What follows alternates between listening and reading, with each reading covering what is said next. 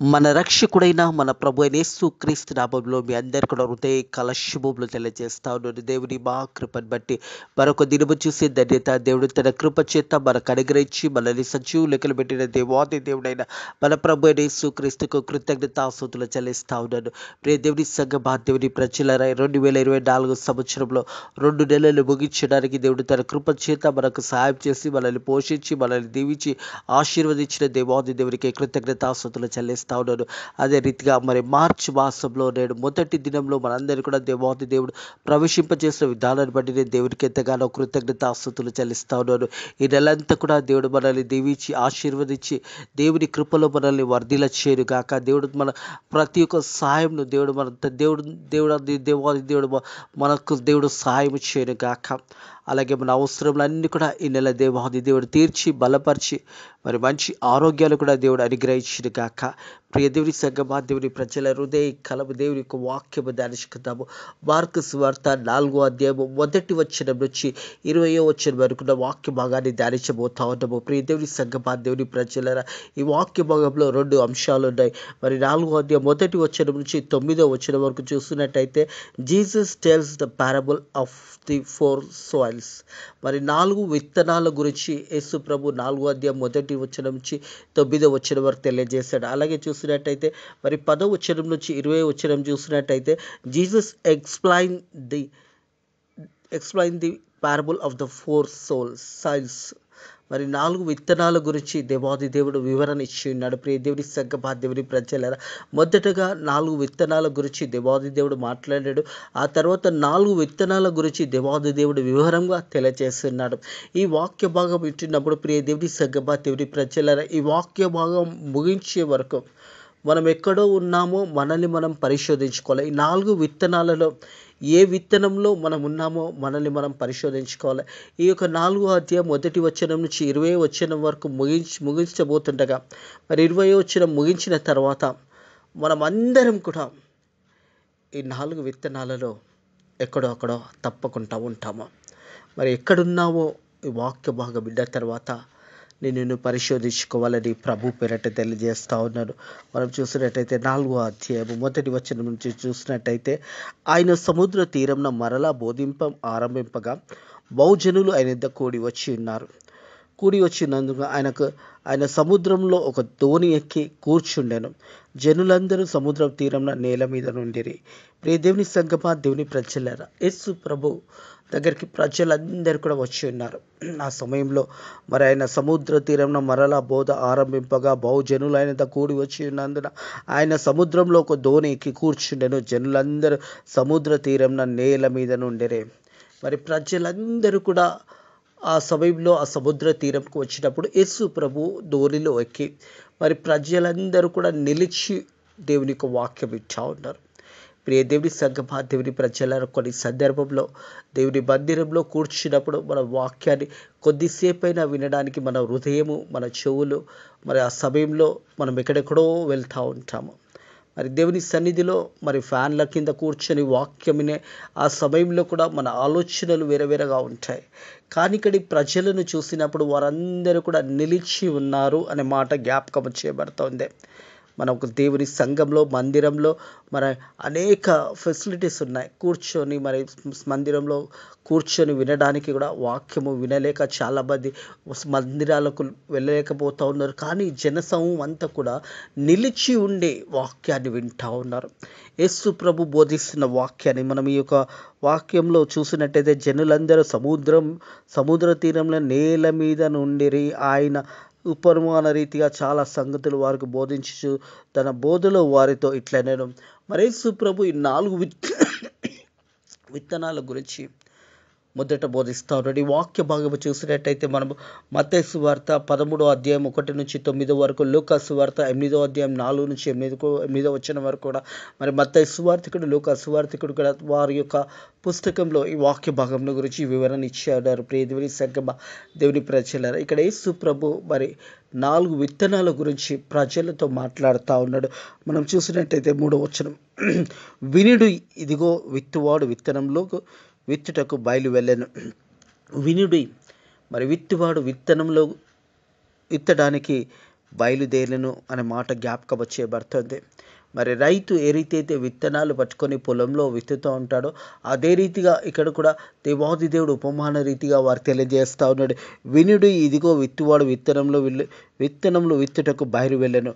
వాడు విత్తనములు విత్తుచుండగా కొన్ని విత్తనంలో త్రోవ పక్కన పడెను. అవి పక్షులు వచ్చి వాటిని మింగివేసెను. కొన్ని విత్తనాలు మరి త్రోవ పక్కన పడినప్పుడు పక్షులు వచ్చి ఆ విత్తనాలు మింగివేశాయి. మొదటి అంశం జాగ్రత్తగా గమనించండి ప్రియ దేవుని సంగమా, దేవుని ప్రజలు. మొదటి విత్తనంలో ఎక్కడ పడ్డాయంటే త్రోవ పక్కన పడినప్పుడు పక్షులు వచ్చి ఆ విత్తనాలు తినివేశాయి. రెండోది చూసినట్టయితే 5వ వచనం, కొన్ని చాలా మన్ను లేని రాతి నేల మీద పడెను.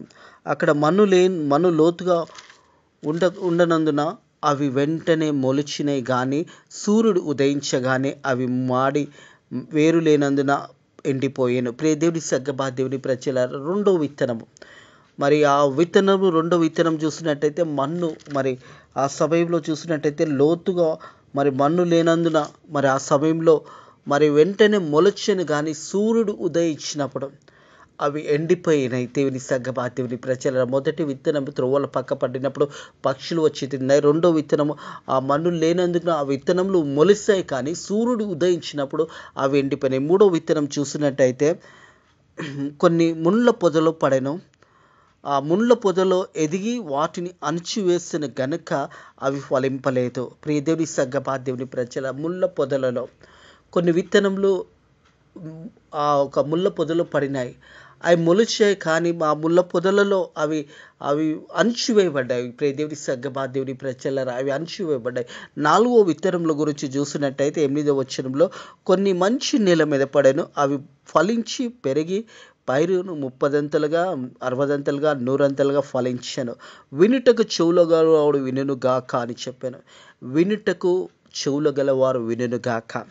ప్రియ దేవుని సంగమా, దేవుని ప్రజలారా, 4 విత్తనాల గురించి దేవాది దేవుడు ఈ యొక్క సమయంలో ప్రజలతో మాట్లాడుతూ ఉంటాడు. కాలం ఈ 4 విత్తనాల గురించి ప్రభు యేసుక్రీస్తు ఈ వాక్యము ద్వారా మనతో కూడా మాట్లాడుతూ ఉన్నాడు. మొదటి విత్తనము త్రోవ పక్కన పడినప్పుడు పక్షులు వచ్చి తినివేస్తాయి. రెండోది మన్ను లేనందుకు అది మొలచింది, కానీ సూర్యుడు ఉదయించినప్పుడు అది ఎండిపోయినది. అలాగే ముళ్ళ పొద మధ్యలో పడిన విత్తనాలు అణిచివేయబడ్డాయి. అవి మొలిచాయి, కానీ అణిచివేయబడ్డాయి, కానీ అవి ఆ తర్వాత ఫలించలేకపోయినాయి. మూడోది ఫలించలేకపోయినది, కానీ 4వది చూసినట్టయితే అది మంచి నేల మీద పడి 30దంతలుగా 60దంతలుగా 100దంతలుగా ఫలించబడి ఉన్నాయి. చెవుల గలవారు వినును గాక. ప్రియ దేవుని సంగమా, దేవుని ప్రజల, వినుటకు చెవుల గలవాడు వినును గాక అని చెప్పాను. ఈ వాక్య భాగంలో ఈ 4 విత్తనాల గురించి ప్రభు యేసుక్రీస్తు మరి తెలియజేస్తాడు. మరి విత్తువాడు విత్తడానికి బయలుదేరాడు. ఆ విత్తనాలు చల్లుతూ ఉన్నాడు. ప్రియ దేవుని సంగమా, దేవుని ప్రజలారా, ఈ 4 విత్తనాలు మరి ఆ సమయంలో చూసినట్టయితే ప్రజలందరూ కూడా యేసయ్య దగ్గరకు వచ్చి మరి ఆ సముద్ర తీరంలో యేసు ప్రభు దోణ ఎక్కి చెప్తుండగా ప్రజలందరూ కూడా వింటూ ఉన్నారు. ప్రియ దేవుని సంగమా, దేవుని ప్రజలారా, విత్తువాడు విత్తడానికి బయలుదేరి ఉన్నాడు. తర్వాత భాగంలో చూస్తే మరి 10వ వచనం నుంచి 20వ వచనం వరకు చూసినట్టయితే దీని యొక్క వివరణ యేసు ప్రభు తెలియజేస్తూ ఉంటాడు. ఈ 4 విత్తనాలు మరి మనం ఎక్కడ పడి ఉన్నామో, మనం ఎక్కడున్నామో, ఈ 4 విత్తనాలలో మన ఆత్మీయ జీవితం ఎలా ఉన్నదో మనల్ని మనం పరిశోధించుకోవాలని ప్రభు పేరట తెలియజేస్తూ ఉన్నాడు. ప్రియ దేవుని సంగమా, దేవుని ప్రజలను దీని వివరణ తెలియజేస్తూ ఉన్నాడు. మనం చూసినట్టయితే మరి 10వ వచనం నుంచి ఈ వాక్య భాగం కూడా చూసినట్టయితే మరి మత్తయి సువార్త 13వ అధ్యాయం 10 నుంచి 23 వరకు, లూకా సువార్త 8వ అధ్యాయం 9వ వచనం నుంచి 18వ వచనం వరకు కూడా మరి మార్కు సువార్తలో రాయబడిన ఈ సువార్త గురించి మరి మత్తయి సువార్తికుడు అలాగే లూకా సువార్తికుడు వారి యొక్క సువార్తలు కూడా ఈ యొక్క వాక్య భాగంలో వారు రాసి ఇచ్చినారు. ప్రియ దేవుని సంగమా, దేవుని ప్రజలారా, 10వ వచనం చూసినట్టయితే ఆయన ఒంటరిగా ఉన్నప్పుడు 12 మంది శిష్యులతో కూడా ఆయన చుట్టూ ఉండిన వారు ఉపమానం గురించి ఆయనను అడిగిరే. యేసు ప్రభు ఒంటరిగా ఉన్నప్పుడు ఈ కాలం కూడా మనలో కూడా చాలా సందేహాలు ఉంటాయి. మరి 4 విత్తనాల గురించి మరి వివరణ ఎలా తెలుసుకోవాలి, ఈ 4 విత్తనాల గురించి మరి మనకు ఎలా వివరణ దొరుకుతుందని మనకు కూడా ఆలోచన ఉంచవచ్చు. మొదటిది చూసినట్టయితే త్రోవ పక్కన పడి ఉన్నాయి, పక్షులు వచ్చి అవి తినేసాయి. రెండోది చూసినట్టయితే మన్ను లేనందున అవి మొలిచాయి, కానీ సూర్యుడు ఉదయించినప్పుడు అవి ఎండిపోయినాయి. మూడోది ముళ్ళ పొదల్లో పడి అణిచివేయబడ్డాయి. నాలుగోది మంచి నేల మీద పడి 30 60 100 ఫలించినాయి. దేవుని సక్కబా దేవుని ప్రజల యేసుప్రభు శిష్యులు, మరి యేసుప్రభు ఒంటరిగా ఉన్నప్పుడు మరి ఉపమానం ఒక వివరణ గురించి యేసుప్రభుని అడుగుతా ఉన్నారు. యేసయ్య మరి దీని వివరణ మాకు తెలియచేయమని యేసయ్య దగ్గరకు వచ్చి వారు అడుగుతా ఉన్నారు. దేవుని సగ్గబా దేవుని ఆయన ఒంటరిగా ఉన్నప్పుడు 12 మంది శిష్యులతో కూడా ఆయన చుట్టూ ఉండిన వారు కూడా ఉపమానం గురించి అని అన్నాడు. అక్కడ చుట్టూ ఉన్నవారు అలాగే 12 మంది శిష్యులు కూడా యేసుప్రభు దగ్గరకు వచ్చి, యేసయ్య మరి దీని యొక్క వివరణ మాకు తెలియచేయి, మరి 4 విత్తనముల గురించి మాకు తెలియజేసావు కదా, ఈ వివరణ మాకు తెలియచేయని అక్కడున్న కొంతమంది ప్రజలు అలాగే 12 మంది శిష్యులు యేసు ప్రభు ఒంటరిగా ఉన్నప్పుడు ఈ ఉపమాన దీని ఒక వివరణ అడుగుతూ ఉన్నారు. ఏంటి దీని అర్థం యేసయ్య అని అడుగుతున్నప్పుడు యేసయ్య వారికి వివరిస్తూ ఉంటాడు. అందుకైనా దేవుని రాజ్యము తెలుసుకున్నట్టు మీకు అనుగ్రహించబడి ఉన్నది. కానీ ఇక్కడ దేవుడు తెలియజేస్తున్న మాట, దేవుని సంగమా దేవుని ప్రజలారా, అందుకనే దేవుని రాజ్యం మీకు తెలుసుకున్నట్టు మీకు అనుగ్రహించబడినది. కానీ మరి వెలుపల నుండిన వారై ఒకవేళ దేవుని వైపు తిరగక పాపక్షమాపణ పొందురని వారు చూచుటకైతే చూచుచున్నారు, కనుగొనుటకైతే కనుగొనును, వినుటకైతే వినియున్నారు,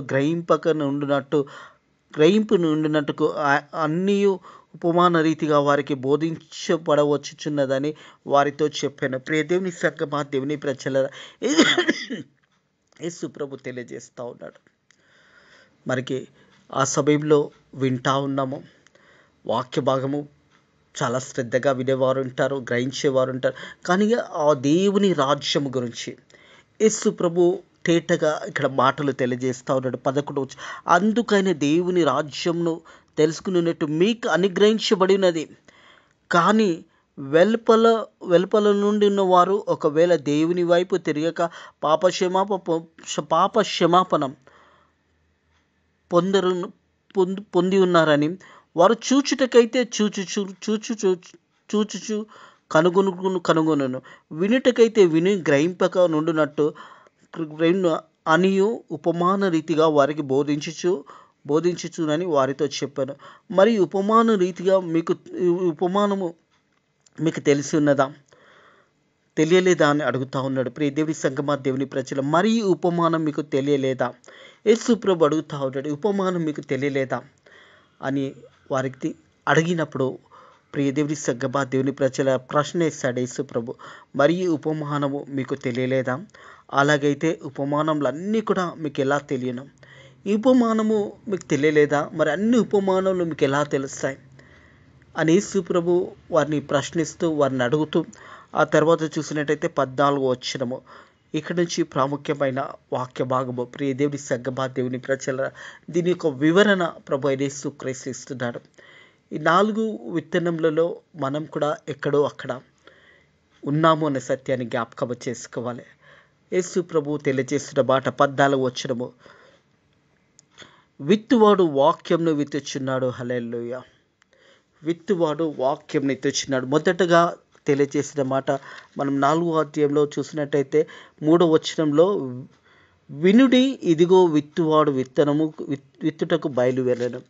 ఇదిగో వినుడి, విత్తువాడు విత్తడానికి బయలుదేరననే మాట. అంటే వాక్యం అనే విత్తనం విత్తబడుతుంది.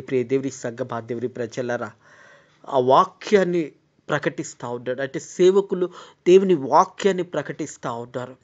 మరి ఆ వాక్యం అనే విత్తనం అనేది ప్రకటించబడుతున్నప్పుడు వాక్యము ఆ సమయంలో వాక్యాన్ని సేవకుడు బోధిస్తున్న సమయంలో మన 14వ వచనం, విత్తువాడు వాక్యంను విత్తుచున్నాడు, త్రోవ పక్కన పడిన వారు ఎవరనగా వాక్యము వారిలో విత్తబడని, కానీ వారు విని వెంటనే సాతాను వచ్చి వారిలో విత్తబడిన వాక్యంను ఎత్తుకొని పోవును. హల్లెలూయా. ఎలా అంటే సేవకుడు వాక్యం చెప్పినప్పుడు ఆ వాక్యము వారు విన్నారు, కానీ ఆ వాక్యము వారిలో నిలవలేదు. దేవుని సంగమా దేవుని ప్రజలారా, సాతానుడు వచ్చి ఆ వాక్యాన్ని ఎత్తుకొని పోయినాడంట. వాక్యము మనం వింటాము, మరి దేవుని సేవకులు వాక్యాన్ని బోధిస్తున్నప్పుడు వాక్యాన్ని వింటాము, కానీ ఆ వాక్యంలో మరి ఆ సమయంలో సాతానుడు మన హృదయ మనకు తలపులో ఉన్నప్పుడు సాతానుడు ఆ వాక్యము మనలో నుంచి తీసుకొని వెళ్ళిపోతాడు అనే సత్యాన్ని జ్ఞాపకం చేసుకోవాలి. వాక్య భాగంలో చూసినట్టయితే 15 వచనము, వాక్యము వారిలో విత్తబడెను, కానీ వారు విని వెంటనే సాతాను వచ్చి వారిలో విత్తబడిన వాక్యం ఎత్తుకుపోయాను. అటువలనే రాతి నేల మీద విత్తనం పడిన వారు వాక్యంను విని సంతోషించుతారు, అంగీకరించుతారు. అయితే వారిలో ఏరు లేనందున కొంతకాలం నిలుస్తారు. కానీ వాక్యము నిత్యము నిత్యము శ్రమైనను హింసైనను కలగగానే వారు అభ్యంతరపడుతారు. ప్రియ దేవుని సంగమా, దేవుని ప్రజల, మొదటి విత్తనము త్రోవ పక్కల పడిన విత్తనము. ఆ విత్తనము ఎవరు అని ఆలోచిస్తే వారు దేవుని సంఘానికి వస్తారు, వాక్యం అంటారు. కానీ వాక్యం అనేది వారిలో నుంచి సాతానుడు వచ్చి ఎత్తుకొని వెళ్ళిపోతాడు. ప్రియ దేవుని సంగమా, దేవుని ప్రజలరా, మనం చూసినట్టయితే మొదటి వారు ఎవరనగా త్రోవ పక్కన పడిన వారు ఎవరనగా వాక్యము వారిలో విత్తబడింది, కానీ వారిలో వినిన వెంటనే సాతాను వచ్చి వారిలో నుంచి విత్తబడిన వాక్యంను ఎత్తుకొని పోవిను. అలాగే అటువలనే రాతి నేల మీద విత్తబడిన ఎవరనగా వాక్యము విని సంతోషంగా అంగీకరిస్తారు. వాక్యాన్ని వింటారు. రెండో వాళ్ళు చూసినట్టయితే మరి వాక్యాన్ని వింటారు, కానీ సంతోషిస్తారు. వాక్యము చాలా బాగున్నది. దేవుని సేవకుడు దేవుడు మాతోనే మాట్లాడాడు, దేవుడి యొక్క సేవకుని చేత దేవుడు మాతో మాట్లాడాడని వాక్యంను విని చాలా సంతోషిస్తారు. ఆ తర్వాత చూసినట్టయితే ప్రియ దేవుని సంగమా, దేవుని ప్రజలరా, అటువలనే రాత్రి విత్తబడిన వారు వాక్యం విని సంతోషిస్తారు, అంగీకరిస్తారు. అయితే వారిలో ఏరు లేనందున, లోతైన ఏరు లేదు. ఎందుకంటే ఆ ఇసుకలో ఆ విత్తనం పడినప్పుడు ఆ ఒక విత్తనం మొలిచింది, కానీ సూర్యుడు ఉదయించినప్పుడు ఆ విత్తనం వెండిపోయినది. అలాగే ఈ వ్యక్తులు ఎలా ఉన్నారంటే వాక్యము విని సంతోషిస్తున్నారు, కానీ వాక్యము ఆ ఒక సమయంలో వారిలో ఆ వేరనేది లేదు. ప్రియ దేవుని సంగమా, దేవుని ప్రజలరా, వారు నిజంగా వాక్యాన్ని విని వాక్యంలో జీవించేవారు కాదు. వారు ఎలా ఉన్నారు అని గమనించినట్టయితే విని సంతోషిస్తారు, అంగీకరిస్తారు. అయితే వారిలో ఏరు లేనందున కొంతకాలం వారు నిలుస్తారు, కానీ వాక్యము నిత్యము శ్రమైనను హింసైనను కలిగిగానే వారు అభ్యంతరపడతారు. వాక్యాన్ని వింటారు, కానీ శ్రమ వచ్చినా, కష్టం వచ్చినా, బాధ వచ్చినా వాక్యాన్ని తిరిగి వారు మర్చిపోతారు. ప్రియ దేవుని సంగమా, దేవుని ప్రజలరా, ఎందుకంటే ఆ ఒక ఏరు అన్నది లోతైన ఏరుగా లేదు. వాక్యాన్ని విన్నారు, సంతోషించారు. మరి ఆ వాక్యము వారిలో ఎల్లకాలం నిలవలేకపోవడానికి కారణం ఏంటంటే కష్టము కానీ, అలాగే చూసినట్టయితే దుఃఖము కానీ, శ్రమ రాగానే వాక్యాన్ని మర్చిపోయేవారు ఉంటారు. ప్రియ దేవుని సంగమా, ఇది రెండో కోణకు చెందినవారు. మొదటి వారు వాక్యాన్ని విన్నారు, సాతాను వచ్చి వాక్యాన్ని దొంగలించారు. రెండు వారు విన్నారు, సంతోషించారు, కానీ వారిలో ఏరు లేనందుకన వారు కొంతకాలం వారు నిలుతురు, కానీ వాక్యం నిత్యము శ్రమైనను హింస కనగానే వారు అభ్యంతరపడతారు. మూడవ చూసినట్టయితే ఇతరులు ముళ్ళ పొదలో విత్తబడిన వారు. వీరు వాక్యాన్ని విందురు, కానీ ఐక్య విచారణ చేత, మరి ఐక్య విచారణ, చాలా విచారణలు ఉంటాయి వాళ్ళకు. వాక్యాన్ని వింటారు, వాక్యంలో పెద్దవారుగా, మరి సంఘంలో పెద్దవారుగా పిలువబడతారు, కానీ వారిలో ఐక్య విచారణ ఉంటుంది, ధనాపేక్ష ఉంటుంది. అలాగే మరి ఇతరులైన అపేక్షలలో లోపల నుంచి చూచి వాక్యము అణిచివేయటం వల్ల అది నిశ్చలమవును. ప్రియ దేవుని సంగమా, దేవుని ప్రజలరా, చాలా ప్రశ్నలు ఉంటాయి. సంఘంలో ఉన్నత స్థానంలో ఉండాలి, మేము చెప్పినదే వినాలి, మేము చెప్పినది వినకపోతే మరి సంఘంలో ఉన్న వారిని వారు అనేకంగా మరి మాటల చేత బాధ పెట్టేవారు. ఇలాంటి వారు కూడా ఈ మూడో కోణకు చెందిన వారై ఉన్నారు. ప్రియ దేవుని సంగమా, దేవుని ప్రజలు, ఇతరులు ముళ్ళ పొదలో విత్తబడిన వారు. వీరు వాక్యాన్ని విందరు, కానీ ఐక్య విచారణ చేత ధనమోసమును మరి ఇతరుల అపేక్షలలో లోపల చుచ్చి వాక్యాన్ని అణిచివేయటం వల్ల అది నిష్ప్రయోజనమవుతుంది. వాక్యాన్ని అణిచివేయటం వల్ల అది నిష్ప్రయోజనమవుతుంది. ప్రశ్నలతోనే మరి అనేకంగా ధనేచ్ఛ కలవారు వారి జీవితాల్లో మరి వాక్యము వారిలో నిష్ప్రయోజనం అవుతుంది. ప్రియ దేవుని సంగమా, దేవుని ప్రజలరా, 3 విత్తనాల గురించి దేవాది దేవుడు తెలియజేశాడు. త్రోవ పక్కబడిన వారి విత్తనాలు ఎవరంటే వాక్యాన్ని విన్నారు, కానీ సాతానుడు వచ్చి మరి వారి నుంచి ఆ వాక్యాన్ని దోచుకొని వెళ్ళి 2 వారు వాక్యాన్ని విన్నారు, సంతోషించారు. అది ఎక్కువ కాలం వారిలో నిలిచి ఉండలేదు. వారి కష్టం వచ్చినా, శ్రమ వచ్చినా, బాధ వచ్చినా అందులో నుంచి వారు ఆ ఒక వాక్యం విన్నా కానీ అప్పుడు మట్టుకే సంతోషించారు. కొద్ది సమయమే వారు దేవునిలో ఉన్నారు, తిరిగి వారు దేవుని సన్నిధి నుంచి వారు తొలగిపోయినారు. 3వ వారు చూసినట్టయితే ఐక్య విచారణల చేత మరి వారి యొక్క తలంపులు, వారి ఆలోచనలు ఐక్యంగా మరి చూసినట్టయితే వేరే వేరే ఆలోచనలు, ధనమోసంను మరి ఇతరుల అపేక్షలలో లోపల నుంచి చూచి మరి హృదయంలో నుంచి అనేక తలంపులు వారిలో కలిగినప్పుడు వారు ఎక్కువసేపు మరి ఆ సమయంలో వారిలో వాక్యం అనేది అణిచివేయబడ్డది. ప్రియ దేవుని సంగమా, దేవుని ప్రజలారా, 4వది చూసినట్టయితే మంచి నేల మీద విత్తబడిన వారు ఎవరనగా మంచి నేల మీద. ఈ సమయంలో విత్తువాడు వాక్యాన్ని విత్తుతా ఉన్నాడు. కొందరు త్రోవ పక్కన పడిన వారు ఎవరని గమనిస్తే వాక్యాన్ని విన్నారు, కానీ వాక్యం వాళ్ళు నిలిచి ఉండలేదు. సాతానుడు వచ్చి వాక్యాన్ని తీసుకొని వెళ్ళిపోయినాడు. 2వ వారు వాక్యాన్ని విన్నారు, సంతోషించారు, అది ఎల్లకాలం నిలవలేదు. దానికి ఏరు లేనందున మరి శ్రమ వచ్చినప్పుడు, కష్టం వచ్చినప్పుడు వారు ఆ శ్రమలో, కష్టంలో వాక్యాన్ని మర్చిపోయేవారుగా ఉన్నారు.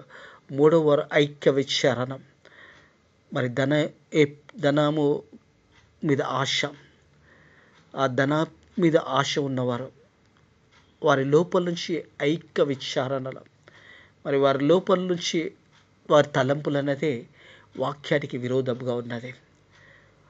వారు ఆ సమయంలో చూసినట్టయితే ప్రియ దేవుని సంగమా, దేవుని ప్రజలరా, వాక్యము అణిచివేయటం వేయడం వల్ల అది నిష్కలమవును, అది నిష్ఫలమైపోతుంది. 4వది చూసినట్టయితే మంచి నేల మీద విత్తబడిన వారు అనగా వాక్యము విని దాన్ని అంగీకరించి 30 60 100 ఫలించువారని చెప్పాను. హల్లెలూయా, దేవునికి మహిమ కలుగుగాక. ఈ 4 విత్తనాలలో ఏ విత్తనంలో మనం ఉన్నామో మనల్ని మనం పరిశోధించుకోవాలి. అంటే మంచి నేల మీద పడిన వారంటే వాక్యాన్ని విని వాక్యానుసారంగా జీవించడము, దేవుని ఆజ్ఞల ప్రకారం జీవించడము, ఆ వాక్యము వారి వాక్యాన్ని అనుసరించి వాక్యంలో వారిని బలపరుచుకుంటూ 30 60 100 ఆశీర్వదించబడుతున్నారు. అంటే వారు మంచిగా వాక్యాన్ని విని ఆ వాక్యం వినడమే కాదు, వాక్యం ద్వారా వారి జీవితాలు కట్టుకుంటున్నారు. ప్రియ దేవుని సంగమా, దేవుని ప్రజలరా, వారు వారు ఎలా ఫలింపుతారు అని జ్ఞాపకం చేసుకుంటే 30 60 100 ఫలిస్తారని దేవుని వాక్యం తెలియజేస్తూ ఉన్నది. మన మంచి నేల మీద పడినట్టయితే దేవుని మాటను శ్రద్ధగా విని ఆయన మాటలను వినడమే కాదు, కానీ మన జీవితాలను ఆధారంగా చేసుకొని యెహోవా యందు భయభక్తుల వారి చుట్టూ అని దూతలు కావలిగా ఉంటారు. యెహోవా యందు భయభక్తుల వారు ఈ రీతిగా ఆశీర్వదించబడతారు. యెహోవా ఆజ్ఞలను అనుసరించి నడుచుకునేవారు దీవించబడతారు, ఆశీర్వదించబడతారు.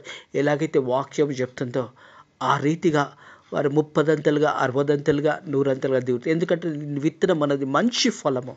ఆ కోత కాలం వచ్చినప్పుడు ఆ ఫలం అనేది వస్తుంది. ఆ రైతు మరి ఆ కోత కాలంలో ఆ ఫలాన్ని చూసి సంతోషిస్తాడు. అలాగే దేవాది దేవుడు మనల్ని చూసి సంతోషించాలి అంటే మనం మంచి నేల మీద పడిన విత్తనాలుగా ఉండాలి. 30 60 100 ఫలించాలి. ప్రియ దేవుని సంగమా, దేవుని ప్రజలరా, అట్టి కృప దేవుడు మీకు అనుగ్రహించును గాక. మంచి విత్తనాలుగా మీరు మొలిసి ఆశీర్వాదకరంగా, దీవెనకరంగా మీరు ఉండును గాక. దేవుడు వీళ్ళని సమృద్ధిగా దీవించి మరి కోతకాల సమయంలో మంచి ఫలము మన జీవిత కాలం అంతా కూడా మనం ఫలించవలె ఉండాలి. ప్రియ దేవుని సంగమా, దేవుని ప్రజల కీర్తనలు 1వ అధ్యాయంలో ఉంటుంది, ఆకు వాడక తన కాలమందు ఫలమిచ్చే చెట్టు వలె ఉండెను. హల్లెలూయా. మనం కూడా ఆకు వాడక తన కాలమందు ఫలమిచ్చే చెట్టు వల్ల నిత్యము దేవునిని మహిమపరిచే బిడ్డలుగా మరి 60 100 ఫలించాలని దేవుని వాక్యం తెలియజేస్తుంది. మీరు ఫలించి అభివృద్ధి పొందును గాక. దేవుడు కూడా అట్టి ఫలాలు మీకు అనుగ్రహించును గాక. 30 60 100 మీరు ఫలించి అనేకులకు దీవెనకరంగా, ఆశీర్వాదకరంగా దేవుడు మిమ్మల్ని ఉంచును గాక. వాక్యాన్ని శ్రద్ధగా విని వాక్యానుసారంగా మిమ్మల్ని కట్టుకొని వాక్యానుసారంగా మీరు జీవించినట్టయితే దేవుని వాక్యము మీలో నిలిచి ఉంటుంది. 30 60 100 మీరు ఫలించి అభివృద్ధి పొంది సమృద్ధిని మీకు దేవుడు అనుగ్రహించునుగాక. ఆమేన్. ప్రార్థన చేసుకుందాము. పరిశుద్ధుడా దేవానికి వందనములు, స్తోత్రములైనా ఉదయ కాలమునైనా నీ వాక్యము ద్వారా మరి మార్కు సువార్త 4:1-20 వరకు ధ్యానించడానికి నీ కృప ద్వారా సాయం చేసి 4 విత్తనాల గురించి నైనా మీరు చెప్పిన వాక్యంలో నైనా ప్రభా మేము కూడా నైనా 30 60 100 ఫలించి మంచి నేల మీద పడే విత్తనాలుగా ఉండడానికి నీ కృప ద్వారా మాకు సాయం చేయండి. వాక్యం విన్న బిడ్డలు కూడా నైనా మంచి నేల మీద వారు జీవించడానికి నీ కృప ద్వారా సాయం చేయండి. 30 60 100 ఫలించే ధన్యతను నాయన ప్రభా బిడ్డలకు నువ్వు దయచేస్తున్నందుకు నీకు వందనములు, స్తోత్రములు చెల్లిస్తున్నాను. అలాగే తండ్రి ప్రభా మా సేవకులను మా సేవకురాలను దీవించండి. భారతదేశంలో జరుగుతున్న పరిచర్యను దీవించండి. నేను భారతదేశంలో అనేక మంది రక్షణ పొందుకోవడానికి నీ కృప ద్వారా సాయం చేయండి. అలాగే తండ్రి ఫేత్ మినిస్ట్రీస్ మందిరాన్ని దీవించి ఆశీర్వదించండి. అనేక నూతన ఆత్మలను నడిపించండి. నాయన ప్రభా గడిచిన 2 నెలలు కాపాడి మరి 3వ నెలలో మొదటి దినంలో మనల్ని ప్రవేశింపచేసిన విధానాన్ని బట్టి కూడా నీ కృతజ్ఞతాస్తుతులు చెల్లిస్తున్నాను. ఈ నెలంతా కూడా మరి ఎండాకాలంలో మేమంటుండగా మనల్ని దీవించండి. నేను వృద్ధాత్వంలో ఉన్న బిడ్డలు, చిన్న బిడ్డలు మేమందరం కూడా ఎండను తట్టుకొని నేను నీ సేవని నేను 30 60 100 మేము ఫలించి నీ సేవలు కూడా నేను సర్వలోకానికి సువార్త ప్రకటించే బిడ్డలుగా ఉండడానికి నీ కృప ద్వారా సాయం చేయండి. ఈ రోజంతా కూడా నిరెక్కల కింద భద్రత కాపుదల దయచేయమని మరొకసారి నూతన మాసంలో మొదటి దినంలో మనల్ని ప్రవేశింపచేసినందుకు నీ కృతజ్ఞతాస్తుతులు చెల్లిస్తున్నాను తండ్రి ప్రభా. ఈ దినమంతా కూడా మనల్ని దీవించమని నజరుడైన యేసుక్రీస్తు నామములో ఈ ప్రార్థన అడిగి వేడుకుంటున్నాము తండ్రి. ఆమేన్. తండ్రి యొక్కయు కుమారుని యొక్కయు పరిశుద్ధాత్మ యొక్క సకల దీవెనలు ఆశీర్వాదాలు మీకును మీ కుటుంబంలోకి తోడై నీడై ఉండునుగాక. ఆమేన్.